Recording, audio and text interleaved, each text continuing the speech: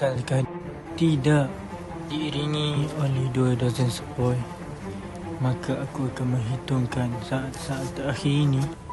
Tidak.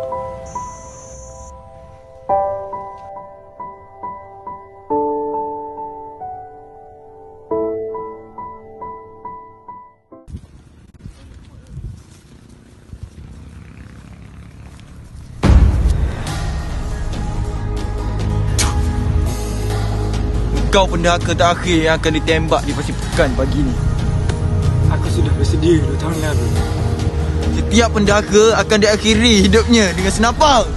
Tapi tentu lebih baik daripada menjadi pembelot kami.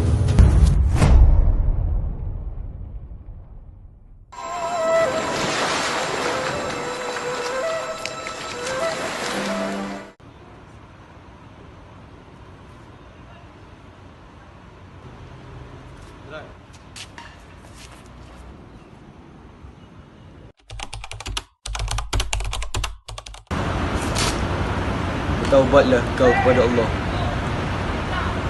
Tiap-tiap yang hidup pasti akan menemui akhirnya, akan mati. Ingatlah Allah.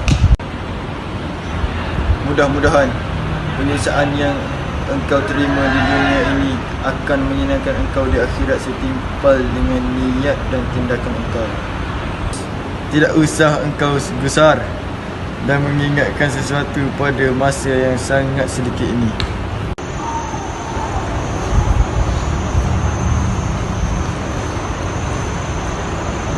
Asyhadu an la ilaha illallah wa asyhadu anna Muhammadar Rasulullah.